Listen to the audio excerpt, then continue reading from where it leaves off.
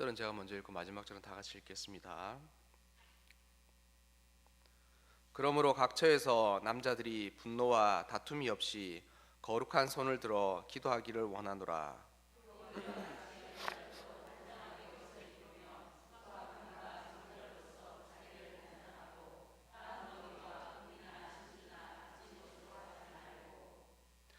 오직 선행으로 하기를 원하노라. 이것이 하나님을 경외한다 하는 자들에게 마땅한 것이라. 여자가 가르치는 것과 남자를 주관하는 것을 허락하지 아니하노니 오직 조용할지니라.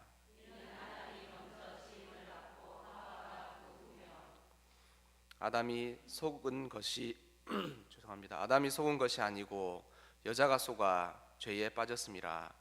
그러나 여자들이 만일 성숙함으로써 믿음과 사랑과 거룩함에 거하면 그의 해산함으로 구원을 얻으리라. 아멘. 삶의 태도를 변화시키는 삶 다섯 번째 설교인데요. 여자의 존재에 대해서 함께 설교를 하려고 합니다.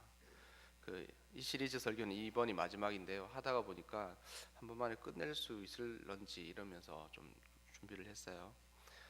이런 설교를 이제 남자 여자 또 뭐 그 부모와 아이 어떤 설교가 보편한 대상을 두고 설교를 하게 되는데 그 보편한 대상 중에서 어떤 부분을 이렇게 쪼개어서 한 집단, 한 여성, 남성, 아이들, 부모 이렇게 나누어서 듣다 보면 그런 부분에 조금 주의를 하셔야 됩니다. 왜냐하면 보편적으로 설교하지 못하고 대상을 한정지어서 설교를 하다가 보면 그 설교자의 설교 그 내용만이 전부인 것으로 생각하시면 나중에 오판할 일이 있다는 것이죠.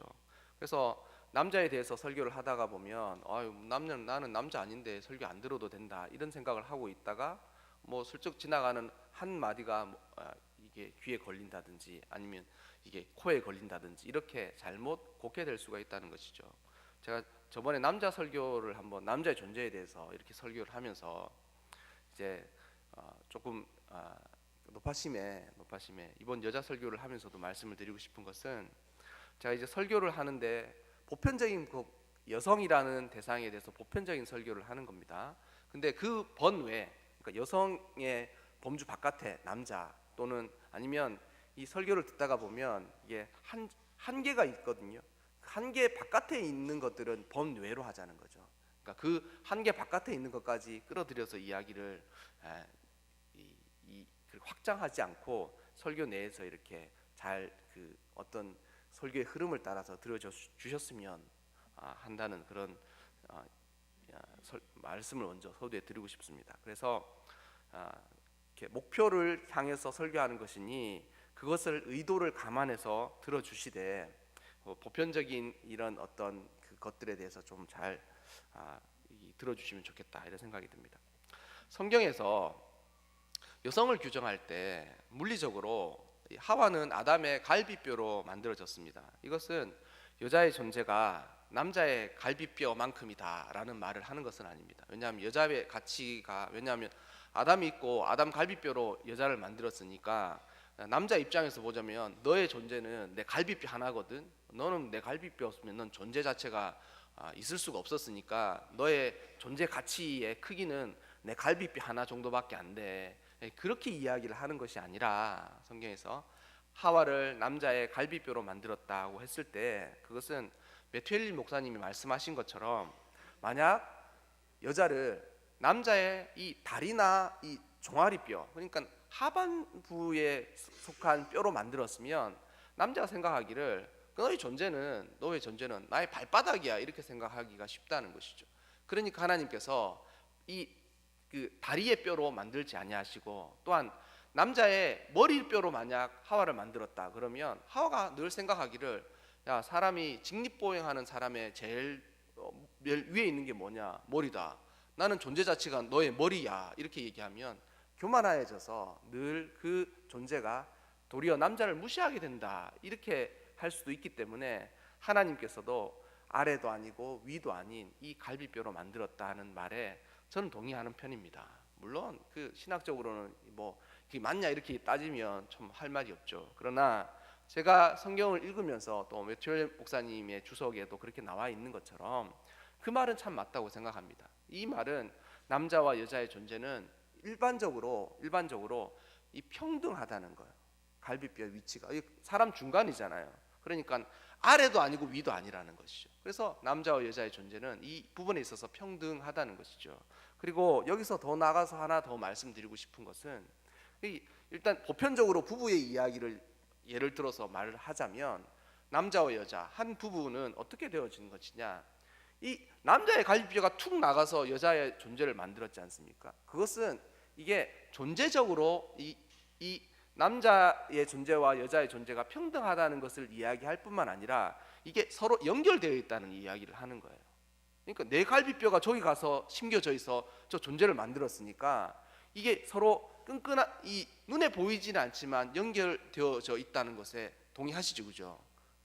딱 만들어졌는데 내 갈비뼈로 딱 만들어졌다 그러면 저기가 아프면 나도 덩달아 아플 거 아니에요. 그러니까 존재적으로 연결되어 있다는 것이죠. 그래서 남자와 여자의 존재는 하나님 보시기에 창조의 목적을 질서를 따라서 볼 때에 존재적으로 서로 대등하다는 거예요. 누가 아래다, 누가 위다 이 이야기하기 전에 존재적으로 대등하고 또한 이 두 존재는 서로가 서로를 연결되어져 있다는 것을 성경이 이야기를 하고 있다는 것이죠. 그래서 이 남자와 여자를 존재적으로만 놓고 보자면 서로가 서로에게 필요한 존재입니다. 그리고 서로가 서로의 필요를 채워주는 존재입니다. 그리고 서로가 서로를 온전케 해주는 존재입니다. 그리고 서로로 말미암아 완전하게 되는 존재라는 것이죠. 아시겠습니까? 한 번 더 말씀드릴게요. 남자와 여자는 서로가 서로에게 필요한 존재입니다. 그리고 서로가 서로를 필요로 하는 존재입니다. 또한 그 두 존재는 서로가 서로를 온전케 해주고 서로가 서로 때문에, 그러니까 상대방 때문에 완전케 되는 그런 존재라는 것이죠. 그런데 이 남자와 여자가 창조될 때 그러면 비슷하게 만들어졌느냐? 그게 아니에요. 존재적으로는 대등하게 서로 마주보는 이 손의 양면처럼 만들어졌는데 이 창조될 때 그 성격적으로는 남자와 여자는 달라. 창세기 1장 27절에 하나님이 이렇게 성경 구절이 나와 있습니다. 하나님이 자기 형상 곧 하나님의 형상대로 사람을 창조하시되, 사람을 창조하신 것까지는 하나님이 창조하셨어요, 형상대로. 근데 남자와 여자를 창조하시고 이게 나누어져 있다는 거죠. 보자면 남자는 따로 여자는 따로예요. 남자는 따로 여자는. 그래서 남자와 여자의 심리를 이야기할 때 가장 스탠다드가 되는 것이 화성에서 온 남자 금성에서 온 여자가 맞습니까? 그 책이잖아요. 근데 그 책을 읽다 보면 이 남자와 여자는 지구에서 만났을 뿐이지 이 태생 자체가 하나는 화성에서 오고 하나는 금성에서 왔는 거예요. 하나는 차디찬 그 별에서 오고 하나는 뜨거운 별에서 온 거예요. 이 둘이 만나서 지구에서 만났는데 그러면 두 존재가 적당하게 너는 뜨거운 금성에서 오고 나는 추운 화성에서 왔으니까 야, 잘 섞여서 우리가 적절한 그 체온을 유지하지 않는 것이 아니라 난리가 난다는 거예요. 난리가. 그게 맞지 않습니까? 결혼 초반에 남자와 여자가 다르다는 생각들을 굉장히 많이 하게 됩니다. 그리고 이 문제는 나이가 들면 들수록 더 이해가 안 된다는 거예요. 초반에는 조금 사랑의 마음으로 극복했는데 이제는 사랑이고 자식 없으니까 이제 존재 자체가 이해가 안 되는 거예요. 그래서 한다는 생각이 접어놓고 사는 거예요. 포기하고 에이 저 인간 남편이라고 생각하지 말고 집에 장롱이라고 생각하자. 집에 들어가면 딱 있는 존재 있잖아요. 남편도 마찬가지죠. 부인이라고 생각하지 말고 식탁이라고 생각하는 거예요. 집에 딱 들어가면 밥 차려주는 존재로. 그렇게 하면 안 됩니다. 그렇게 하면 안 돼요. 어쨌든 남자와 여자는 하나님께서 대등하게 만드셨으나 남자를 창조하시고 여자를 창조하신 것처럼 이 달라요, 너무나도. 근데 이 존재적으로 이렇게 다르고 분명하다는 거, 이런 이야기를 할 때 제가 이 다르다는 것이죠. 근데 이 다르다는 것이 어떻게 다르냐? 남자에 대해서는 오늘 이야기하지 않고, 그럼 여자의 존재가 남자에 비해서 어떻게 다르냐? 그 여자의 존재에 대해서 이야기하는 것이 성경의 첫 구절, 여자의 존재가 나타나는 첫 구절이 창세기 2장 22절에서 23절이거든요. 그때 보면 그 구절에 이렇게 나와 있습니다. 여호와 하나님이 아담에게서 취하신 그 갈빗대로 여자를 만드시고 그를 아담에게서 이끌어 오시니 아담이 가로되 이는 내 뼈 중에 뼈요 살 중에 살이라 이것을 남자에게서 취하였은즉 여자라 칭하리라 하니라. 하나님 이렇게 얘기 나왔어요. 보면 아담이 생판 모르는 어떤 자기 비슷한 존재를 딱 만났는데 아담이 첫 말이 이는 내 뼈 중에 뼈요 살 중에 살이라. 히브리어에서 들 중에 무엇은 이게 최상급 표현이거든요. 그러니까 조금 더 아주 다가올 정도로 이 번역을 해보자. 그러면 아담이 하와를 보자마자 이는 내 뼈들 중에 가장 소중한 뼈요 내 살들 중에 가장 사랑스러운 살이다. 존재적으로는 연결되어 있으니까 생판 모른다고 할 수가 없는 거예요. 물론 그 이전까지는 못 봤겠지만 여기 갈비뼈의 존재가 저기 가서 심겨져서 만들어졌으니까 이 객체적으로 다르진 않다는 거죠. 근데 딱 만났는데 그 존재가 보자마자 내 뼈들 중에서 가장 소중한 뼈, 그리고 내 살들 중에서 가장 사랑스럽고 아름다운 살, 이 존재가 그렇다는 거죠. 남자의 존재에 대해서 이야기하지 않고 여자의 존재에 대해서 이야기하자. 여자를 규정하는 한 단어가 무엇이겠습니까? 사랑이에요. 사랑. 여자는 존재적으로 사랑받게끔 만들어지고 사랑받아야 하게끔 만들어졌다는 거죠. 그래서 여자를 정말로 여자로 만드는 것이 무엇이냐면 사랑받는 존재가 될 때에 여자가 된다는 것이죠. 이런 얘기하면 무슨 목사님 설교가 심수봉 씨 노래 가사도 아니고 사랑밖에 난 몰라, 여자는 사랑밖에 난 모르고 맨날 집에서 사랑만 구걸하는 그런 존재입니까? 아닙니다, 여러분. 요즘 여자가 무슨 사랑에 목매어서 사랑만 사랑하는 그런 존재라는 말씀을 드리는 거 아닙니다. 그 최근에 우리나라 대통령도 여자죠. 예. 가끔씩 잊어버리고 살다가 한 번씩 그게 대통령이 여자라는 생각이 들 때마다 마음이 이렇게 꾹 눌리는 것 같아요. 이 마음이 어렸을 때 사춘기 반항할 때 어머니한테 꾹 눌리는 그런 마음이 한 번씩 들어. 아무 생각 없이 살다 갑자기 대통령이 여자구나 막 그런 생각이 할 때마다 사춘기 때 어머니가 나를 꾹 누르는 그런 생각이 든다는 거예요. 근데 요즘 여자들이 얼마나 그 힘있게 자신의 일을 합니까? 그 여성의 취업률이 1% 높아질 때마다 그 사회의 청렴도는 17% 나아진답니다. 뭐냐면 여자들이 지금 집에서 밥 안 하고 회사에 가서 어떤 과장을 하든 차장을 하든 이렇게 점점 승진해서 1% 여자의 수의 1% 정도 이 사회에 나가서 일을 하면 그 조직은 17% 청렴해진대요. 여자가 얼마나 바르게 한다는 겁니까? 남자들 같으면 룸살롱에서 술 먹고 계약해주고 이러는 건데 여자들은 그렇지 않다는 거죠. 따질 거 따지고 사리 분별을 해서 그 정도 해준다는 거죠. 최근에 오바마 대통령이 그 외국 정상들의 그 도청 문제로 좀 시달리고 있잖아요. 근데 그럼 누가 모르겠습니까? 다 그 도청하는 줄 알죠. 근데 그 일이 터지자마자 오바마 대통령한테 직접적으로 전화해서 항의한 사람이 딱 두 사람이었어요. 한 사람은 독일의 현 메르켈 총리가 직접 전화해서 당신이 나의 전화기를 도청했느냐 직접 물어봤다 그래요. 근데 오바마가 아니다, 우리는 그렇게 하지 않는다 그렇게 얘기했다 그러더라고요. 근데 또 한 사람이 누구냐면 아르헨티나의 대통령 이름을 외우지를 못해서 적어왔거든요. 이 대통령 이름이 뭐냐면 크리스티나 페르난데스. 세상에 여러분, 미국 대통령한테 도청을 했다라는 사실이 밝혀지자마자 당신 내 전화를 도청했느냐고 직접 물어보는 사람은 세계에 힘 있는 모든 강대국들 정상이 아니라 여자 둘만 딱 전화하는, 아르헨티나 여자 대통령 그리고 독일 현 여자 총리 전화해서 따지는 거예요. 얼마나 마음이, 오바마 대통령의 마음이 이게 전달이 돼. 전화 와가지고 내가 누굽니다. 그리고 이런 이야기를 지금 들었는데 내 전화를 도청했습니까? 얘기 들었을 때 얼마나 궁색했겠습니까? 그랬겠죠. 여러분, 여자가 사랑만 구걸하는 존재로 집에 들어 앉아서 사랑만 받으면 끝나는 존재라고 이야기 드리는 것은 아닙니다.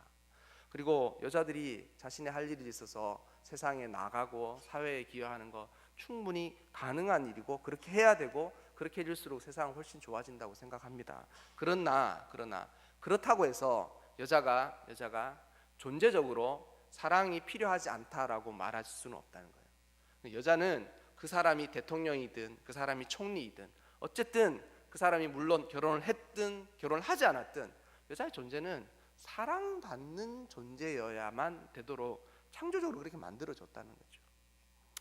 보편적으로 이 말에 동의하지 않습니까? 여자를 움직이는 모든 것은 사랑이에요. 그리고 여자를 정말 여자답게 만들 수 있는 것도 사랑이거든요. 근데 그러면 어떨 때 사랑받는가? 어떨 때 사랑받는가? 여자는 죽을 때까지 사랑받아야 돼요. 왜냐하면 하여튼 그래요. 제가 그 사도행전 9장에서 보면 욥바에 다비다라는 여자 제자가 있었는데 그 사람 이름이 도르가야. 근데 그 사람은 평소에 선행과 구제가 사람들에게도 알려지고 그리고 사람들이 그가 갑자기 급사한 거예요. 그래서 급사하자마자 베드로를 보내서 다른 사람 모두를 못 살려주더라도 이 사람 살려주어야 됩니다. 그리고 당장 오셔서 이 사람이 죽었는데 당신이 할 수 있는 모든 것을 해보라고 이야기를 하게 돼요. 근데 그 사람을 보면 남편의 이름이 안 나와 있고 그가 그만큼 선행과 구제를 많이 할 수 있었던 것은 그가 남편을 일찍 여의었든지 아니면 결혼을 하지 않았든지 하여튼 남편이 없었을 상태였다라는 걸 이야기하는데 베드로가 그의 집에 도착하자마자 벌써 사람들이 울면서 베드로를 맞는데 베드로에게 맡을 때 이야기하기를 그가 평소에 우리에게 얼마나 잘해 주었는지에 대해서 이야기하면서 그를 살려주어야 된다고 이야기를 하는 거예요. 마치 사람들이 그 사람이 죽었는데 너무 아쉬워하고 너무 그 사람을 그리워하는 거예요. 제가 예전에 한번 섬겼던 교회에서 그런 일이 있어요. 노 권사님이 돌아가셨는데 그 교회에 한 사람도 눈물 흘리지 않는 사람이 없었어요. 그리고 그분이 돌아가셨는데 그렇게 슬피 우시는 거예요. 근데 슬피 우시는데 그분이 왜 그렇게 하셨느냐? 그분이 평소에 일찍 남편을 여의었대요. 일찍 남편을 여의었는데 그분이 그 교회에 마치 여전도사님처럼 그 교회를 잘 섬겼다 그러더라고요. 그래서 하여튼 동네에서 지나다니는 아이들을 불러다가 집에서 밥을 해 먹이고 잔치가 있으면 그분이 마치 일꾼처럼 나가서 그 집에 일을 해주고 그렇게 하신 거예요. 그분이 돌아가시자 온 교회가 마치 교회장을 치르는 것처럼 항상 그렇게 했었거든요. 그걸 보면서 제가 느낀 것이 무엇이냐면 사람은 저렇게 죽었을 때 많은 사람들이 슬퍼해 주는 것이 진정 바르게 삶을 산 것이구나라는 성적표를 받는 거구나 그 생각이 들었습니다. 근데 남자도 마찬가지겠지만 여자는 죽을 때까지 사랑받는 존재로 있어야 됩니다. 그리고 죽을 때까지 사랑받아야 된다는 것이죠. 근데 어떠십니까? 지금 사랑받고 있다는 생각으로 이렇게 가슴이 뿌듯하고 이런 이야기를 들을 때마다 같이 마음에서 동의가 되고 또 그런 얘기를 들을 때마다 아이고 젊은 목사 인생을 좀 더 살아보지 뭐 이러면서 그런 생각 아니라 맞아 더 그렇게 살아가야 되지 그런 생각이 드십니까? 들기가 힘들죠. 나이가 들면 들수록 제가 이런 설교할 때마다 냉소적으로 마음에 남아있는 듯한 그런 눈빛이 저한테 쏟아지거든요. 강당에 선 사람은 남자고 또 이런 여성 이야기를 하니까 쏟아지는 걸 제가 아는데 여러분 나이가 들수록 어떠세요? 사랑받으면서 살아간다는 생각을 하십니까? 또 사랑받고 있다고 지금 누구에게라도 서스름없이 그래도 사랑받고 감사하게 잘 살아가는 것 같아 그런 생각들을 하십니까? 이 여자가 왜 사랑을 받으면서 죽을 때까지 사랑받아야 되는 존재인데 그러니까 젊어서는 남편의 사랑을 받고 또 나이가 더 들어서는 가족의 사랑을 받고 나중에 늙어서 아무도 사랑해줄 사람이 없을 때는 자식들의 사랑을 받고 이렇게 계속 사랑을 받으면서 자라가야 되는데 여자가 왜 사랑을 받지 못하는가? 디모데전서 오늘 읽었던 이 본문을 보면 여자가 먼저 왜 사랑받지 못했는가에 대해서 어떻게 설명하느냐면 그는 뱀의 유혹을 받아서 뱀의 유혹에 넘어갔다. 그리고 자신만 넘어간 것이 아니라 그의 남편도 넘어가도록 그가 일조했다라고 되어 있거든요. 근데 그 죄예요. 근데 이 원죄 이야기를 하는 건데 과연 그러면 원죄가 아직도 남아 있느냐? 창세기 그 성경 구절을 한번 볼까요? 창세기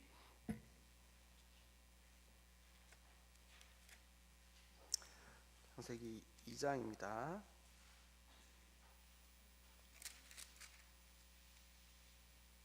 죄송합니다. 3장입니다.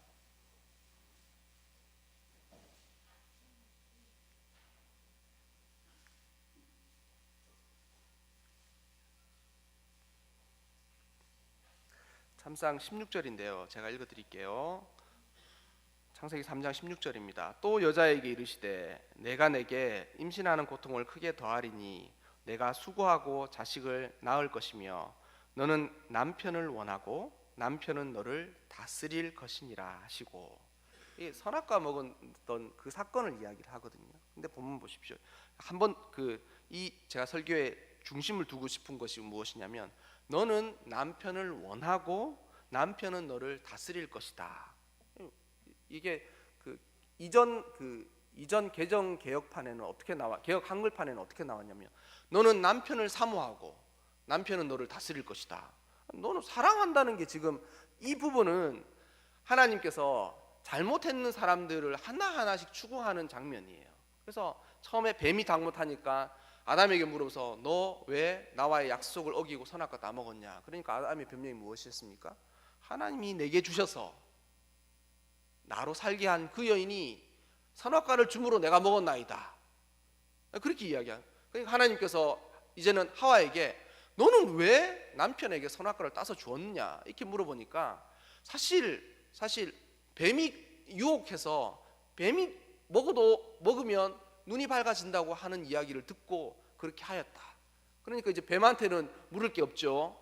그러니까 하나님께서 순서대로 뱀에게, 그 다음에 하와에게, 아담에게 저주하시는 장면이에요. 근데 이 하와에게 저주했던 하와의 잘못에 대한 징벌이 무엇이었냐면 너는 남편을 사모하고 되어 있는데 이 본문은 너는 남편을 원하고 되어 있잖아요. 근데 이것은 그냥 남편을 사랑한다는 게 아니에요. 너는 남편을 그냥 사랑한다는 것이 아니라 사실은 하나님의 창조 질서에서는 하나님과 아담 사이에 계약이 이루어졌으니까 계약의 대표자는 아담이었습니다. 그리고 모든 세상의 질서가 아담으로부터 흘러져 내려오게 되어 있었어요. 그리고 아담 이외의 모든 사람들은 하나님으로부터 오는 아담의 이야기를 들으면서 질서가 잡혀져 가야 되는데 이게 질서가 거꾸로 온 거예요. 그러니까 집안에서 이야기를 하자면 차를 한 대 사는데 차를 뭘 샀으면 좋겠습니까? 영업사원에 와서 이야기를 하는데 남편은 차 살 생각도 없는데 부인이 덜컹 뭐 우리 집 살림 내가 알아서 하는 거지 뭐 이러면서 덜컹 차를 산다고 계약해버린 것과 똑같은 이치라는 것이죠. 하와는 아담의 이야기를 듣기 전에 아담에게 이야기했습니다. 그리고 그 이야기는 곧 그 선악과를 주는 강요가 되었던 것이죠. 선악과를 주게 되는. 그래서 그 하와가 남편을 원하고 이것은 무엇이냐면 한 사람이 다른 사람을 조종할 듯한 이야기를 할 때 이 단어를 쓰는 거예요. 그러니까 이 단어가 어디에 쓰여져 있냐면 한 장만 더 넘기시면 창세기 4장에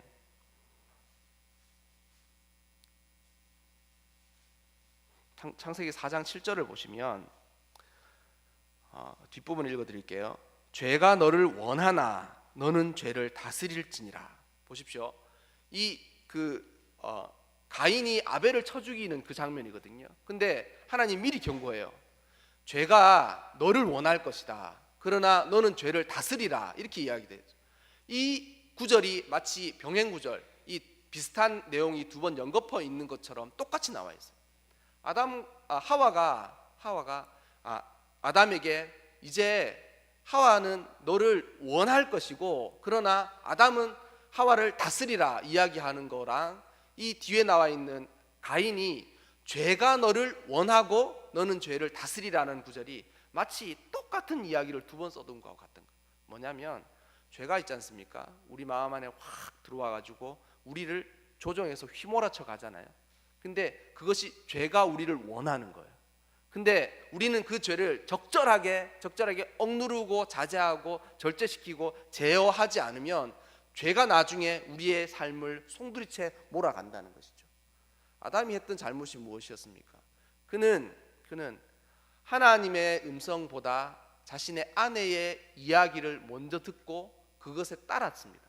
그러니까 이제 그 징벌이 무엇이냐면 이 부인 그 하와는 끊임없이 이 남편인 아담을 원하는 거예요. 조정하고 싶고 내 마음대로 내 뜻대로 하게 하고 싶고 굴복하게 하고 싶고 내가 원하는 대로 했으면 좋겠다는 그런 것들을 끊임없이 남자에게 하는 거예요. 남자는 그렇게 하는 것이 아니라 그 원하는 것을 끊임없이 제어하고 자제하고 절제하고 그렇게 하는 거예요. 막말이지 사랑의 관계가 아니라 이제는 대립이에요.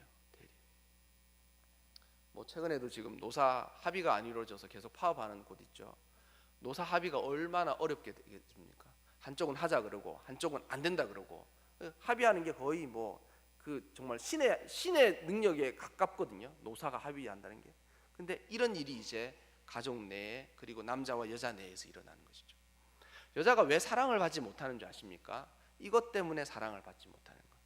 여자들은 태생적으로 자기가 약한 것도 압니다. 그리고 자신이 남자보다 힘으로나 힘으로나 이 육체적인 물리적인 힘으로나 또 육체적인 어떤 강인함에 있어서 남자를 대적하지 못한다는 걸 알아요. 그런데 그렇다면 여자가 그냥 남자보다 못하니까 내 주제를 알고 적당하게 남자와 이렇게 조화를 이루면서 그렇게 하지 않게 하느냐? 그렇지 않습니다. 부부 사이에 한번 까놓고 얘기해 보십시오. 남편이 내 뜻대로 되도록 쓰지 않습니까? 그렇게 하지 않아요? 그렇죠? 끊임없이 그렇게 하는 거예요.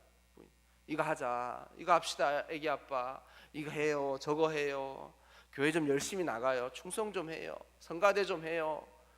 혹시 남편도 그렇게 안 하십니까? 집에서 이거 좀 하지, 저거 좀 하지, 집 사자, 뭐 사자, 뭐 사자. 여인은 태생적으로 끊임없이 원하는 거예요. 내 뜻대로 원하는, 내가 생각하는 대로 나를 따라주기를 원하는. 그렇게 따라주면 남자가 뭐가 되겠습니까? 조정당하는 꼭두가시 느낌이 들거든요. 그러면 사랑이 다 끊어진다는 거예요.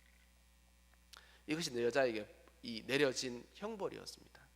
여기서 벗어나기가 쉽지가 않습니다. 쉽지가 않습니다. 왜냐하면 이런 분이 혹시 계실런지는 모르겠는데요. 계실런지는 모르겠는데 제가 예전 교회에 어떤 권사님은 말끝마다 남편분이 장로님이셨거든요. 말끝마다 그러시는 거예요. 이렇게 보편적으로 김씨성을 따서 우리 김 장로님 나 없었으면 장로 되지도 못했다고. 나 없으면 어림도 없었다고.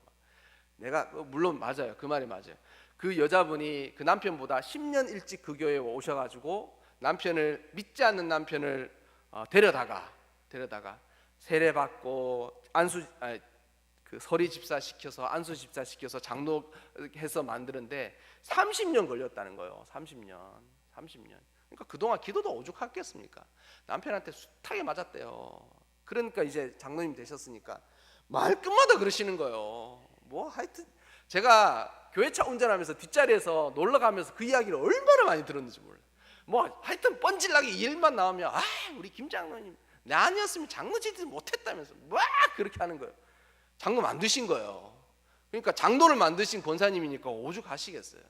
근데 여러분 항상 저게 한 개인의 이야기로 끝나는 것이 아니라 마음속에 여자들의 마음속에 내주면 이게 자리에 잡고 있어요. 남편을 내 뜻대로, 남편을 내 마음대로 조정하고 싶은, 남편이 내 말을 따라 주었으면 좋겠지. 신앙생활에 여기도 이것이 그대로. 남편이 왜 교회 안 나오겠습니까? 그렇게 하더래요. 그 장로님 믿기 전에 네가 설치는 교회에 내가 왜 가냐 그랬대. 그 느낌이 이해가 되세요? 저는 그 이야기 딱 듣는데 그 가정사가 훤히 보이는 거예요. 이 눈이 열려가지고 가정사가 어땠는지 훤히 보이는 거.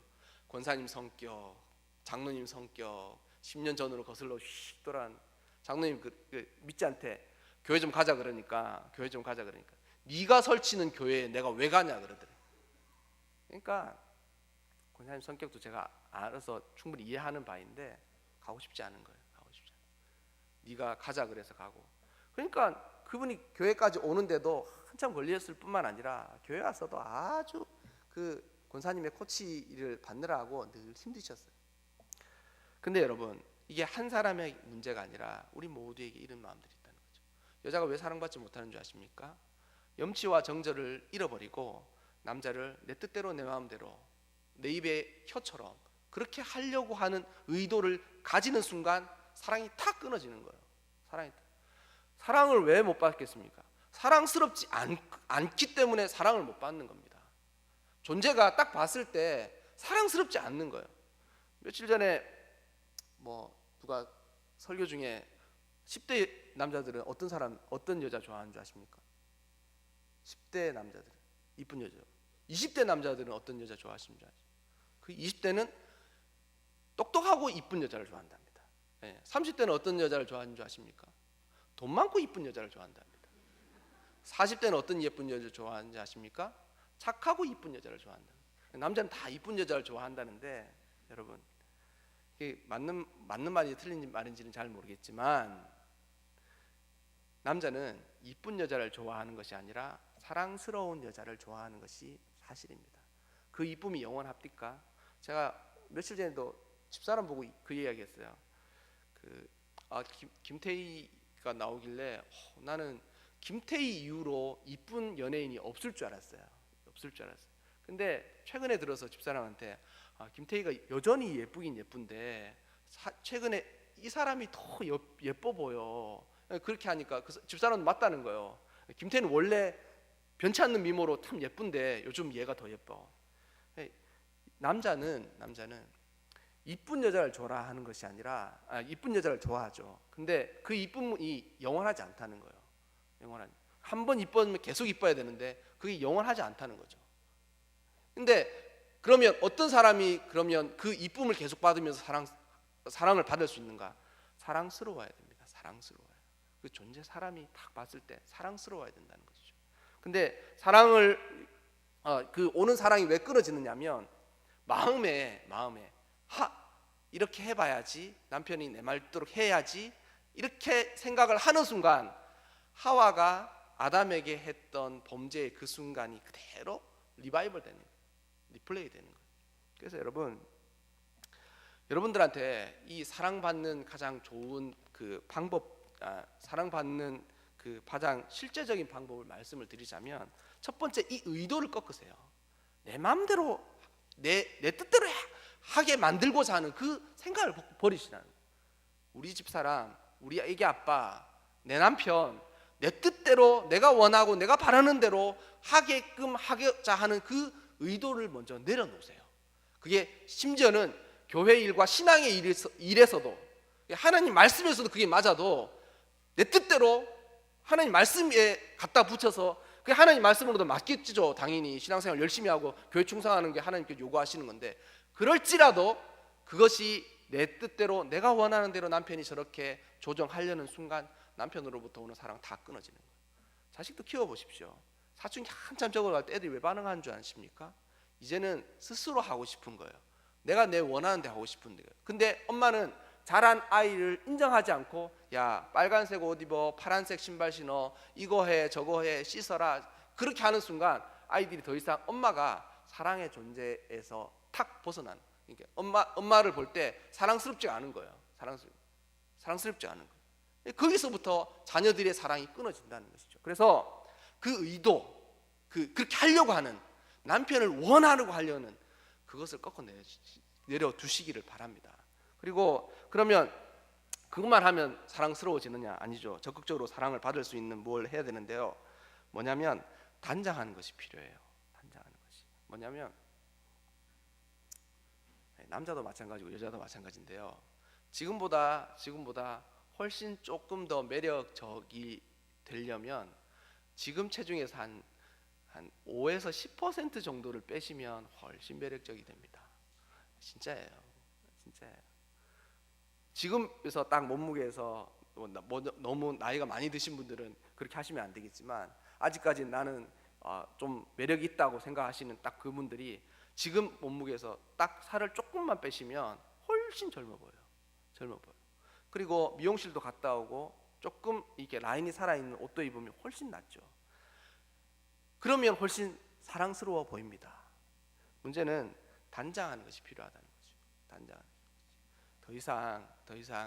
더 이상 사랑이 필요 없다고 막 가지 않고 단장하는 것이 필요하다는 것이죠. 근데 본문을 보면 그들이 단장하는 옷을 입되 소박함과 정절로서 자기를 단장하라 이렇게 되어 있습니다. 소박함과 정절로서 자기를 단장하라는 것이죠. 대신 비싼 옷이나 값진 옷이나 진주나 금이나 아니면 장식된 옷을 가지고 자신을 단장하지 말라는, 뭐냐면 옷도 예쁘게 입는 것이 당연히 중요합니다. 예쁘게 후줄근하게 옷을 입고 사랑을 요구하는 것 자체가 잘못된 거죠. 그러나 내면이 먼저 이 잘 완성되어야 옷빨도 산다는 거예요. 그 사람이 탁 아름다운 사람인데 옷도 잘 입어. 그러면 생긴 것도 저렇게, 사람도 저렇게 선한데 저렇게 멋지다, 그렇게 생각되는 거예요. 그래서 내면을 먼저 잘 단장하라는 것이죠. 어쨌든 간에 내면을 단장한 이후에 외형도 단장하는 것이 필요하죠. 단장해야 됩니다. 단장. 그러니까 아름답게 꾸며져야 된다는 거죠. 그리고 이 여성을 완성시키는 가장 이 핵심적인 아름다움이 무엇이냐면 선행이에요. 선행. 아름다운 행동들이라는 것이죠. 아름다운 행동들. 그래서 이 선행이 기독교인, 그러니까 그리스도인에게는 마땅한 바예요. 착한 일하는 게 마땅한 바인데, 그리스도인 중에서 여성들에게는 자신을 아름답게 만드는 참다운 무기라는 것이죠. 참다운 무기. 아름다운 사람이, 내면이 아름다운 사람이 예쁜 옷을 입고 아름다운 일을 할 때 이 아름다움이 완성이 되는 거죠. 여러분, 우리가 여성이 사랑받으면서 끝까지 살아가야 된다고 말씀드렸지 않습니까? 근데 그렇게 하려면 끊임없이 이것들을 행하면서 살아가야 된다는 거죠. 그래서 여러분, 교회에서도 있지 않습니까? 저 알아요. 저도 알아요. 교회에서 절대 안 되는데 여자 권사님이 되면 돼. 절대 안 되는데 여자 권사님이 딱 해봅시다, 할게요 딱 하면 된다는 걸 저도 알거든요. 어떻게, 왜 그런지 모르겠어요. 장로님까지한테 장로님 이거 좀 해주세요 이렇게 했는데 안 돼. 근데 어떤 권사님이 딱 나서서 쫙 이거 이렇게 해주셔야 됩니다. 목사님 해주세요, 장로님 해주세요. 근데 일이 돼. 진짜예요. 그리고 또 다른 그 권사님이 자기만 얘기하는 게 아니라, 권사님 이게 이렇잖아요, 우리 꼭 해주셔야 돼요, 남편분한테 꼭 얘기해 주세요, 남편 장로님한테 꼭 얘기해 주세요, 잘해 주세요. 그런데 이렇게 싸웠어도 안 될 일이 그렇게는 되는 거예요. 이게 진짜 되더라고요. 근데 이런 일이 정말 많습니다. 근데 왜 그렇게 되는 게 나쁜 일이냐, 착한 일, 안 좋은 일이냐, 그런 걸 떠나서 아름다운 사람이 일을 행했을 때 그런 일들이 일어나는 것 같아요. 남자들은 딱 두 가지거든요. 남자와 남자가 딱 둘이 만났다, 두 가지예요. 싸우거나 도망가거나. 이게 물리적으로 이 피지컬에서는 나와 있어요.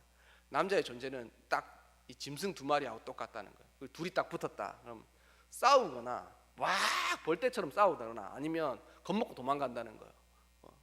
교회에서는 대부분 이렇게 후자거든요. 위에서 딱 눌러가지고 합시다. 예. 장로님들이 합시다. 예. 그렇게 하는 거예요. 그런데 한번 수 틀리면 이게 한번 수가 털려갖고 서로 으르렁거린다 그러면 아무도 진압할 사로 있는 사람이 없는 거예요. 근데 그 진압을 아무도 못 하는데 여자분이 딱 나서서 이거 합시다, 저거 해주세요, 이렇게 합시다, 저렇게 합시다 하는데 이게 싹 봉합이 되는 거예요. 제가 드리고 싶은 말씀은, 여러분, 우리가 여자들이 이러한 모습을 가지고 세상을 살아가면 좋겠다는 말씀을 드리고 싶습니다. 그리고 또한 그것 가운데 남자들 역시 이런 부분에서 여자를 잘 배워야 됩니다. 왜냐하면 남자들끼리의 뭐 이야기를 꼭 하지 않아도 남자분들 의외로 옹졸한 사람이 많습니다. 오늘 제가 뭐 일이 있어서 철물 가게에 가서 뭐 하나 사는데요. 그 철물 가게 사장님이, 여자 사장님이 항상 데스크에 앉아 계세요. 그 데스크에서 앉아 계신데 몇 번 얼굴을 텄다고 인사를 하면서 전화를 받으면서 전화를 탁 끊고 나한테 그러는 거예요. 세상에 이런 쫌팽이가 어딨어, 이렇게 얘기하는. 그래서 물어봤죠. 뭐예요? 이랬더니만 돈 1,500원은 받겠다고 이 전화를 몇 통 하는지 모르겠대요. 돈 1,500원. 왜 그러냐 그러니까 물건 사가는 것 중에 자기가 이거 가져가겠다고 해서 가져갔는 1,500원짜리 물건이 잘못됐는데 그것 돈 달라고, 돈 붙여 달라고 그러는데 여자 사장님이 사고도 와서 사서 갔으니까 돈도 와서 가서 받으라고 막 그러는 거예요. 근데 그분이 그러는 거예요. 남자들 중에 건설업계에 종사하는 분들을 대부분 이 취급하시는 거예요. 철물점이니까. 남자들 중에 이런 사람 너무 많다는 거예요. 너무 많다는 거예요. 저도 그의 말에 동의합니다. 별거 아닌 거에 마음 한번 쑥 틀려서 절대 화해 안 하고 조그만 거 하나 자기 안 챙겨줬다고 성질을 버럭 내고 그리고 뒤돌아가고 뭐 조금 이야기해서 일이 안 풀리면 자기 마음대로 마치 5살짜리 7살짜리 남자애들처럼 그렇게 성질을 내면서 막 하는 거 보면 가당치 않은 때가 종종 있거든요. 근데 이런 부분에 있어서 남자분들도 그 대오각성해야 돼요. 크게 깨달아서 여자분들이 왜 하나님의 은혜를 더 많이 받고 여자가 왜 하나님의 사랑을 더 기대하는지에 대해서 깊이 알고 남자들 역시 인생을 살아갈 때에 자신이 영적으로 그리스도의 신부처럼 살아가야 돼요. 요한계시록 21장 22절에 모든 성도들이 나중에 거룩한 성 새 예루살렘으로 대변되는데 그 거룩한 성 새 예루살렘이 하늘로부터서 내려오는데 그것이 예비한 신부가 남편을 맞이하기 위하여 단장한 것 같더라. 뭐냐면 그 아름답게 잘 단정됐다는 거예요.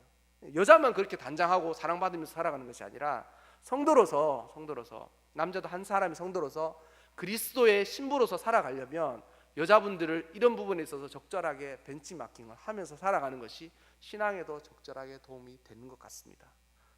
왜 저렇게 울면서 기도하는지, 왜 저렇게 부드럽고 온유하게 하기 때문에 문제가 없이 되는지에 대해서 잘 알아가야 된다는 것이죠.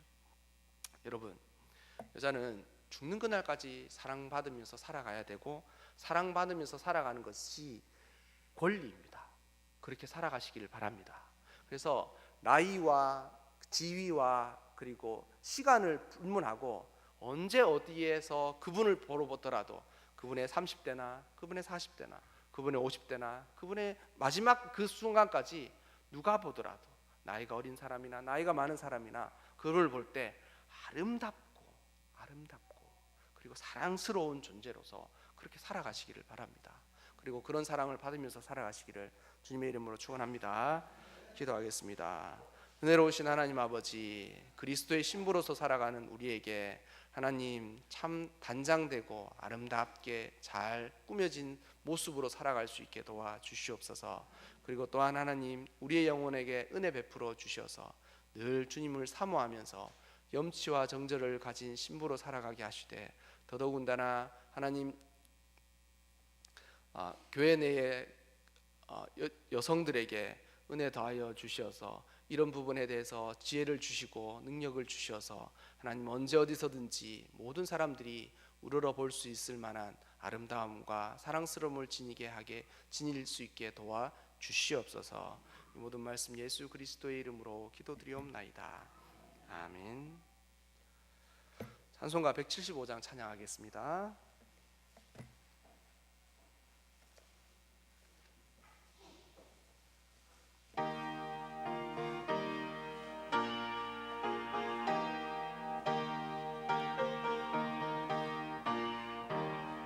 신랑 되신 예수께서 다시 오실 때 밝은 등불 들고 나갈 준비 됐느냐. 그날 밤에 주님 맞을 등불이 준비됐느냐. 예비하라 우리 신랑 예수 오실 때 밝은 등불 손에 들고 기쁨으로 주를 맞겠네. 주를 나와 맞으라는 소리 들릴 때 기뻐 기뻐하며 주를 맞이할 수 있느냐. 그날 밤에 주님 맞을 등불이 준비됐느냐. 예비하고 예비하라. 우리 신랑 예수 오실 때 밝은 등불 손에 들고 기쁨으로 주를 맞겠네.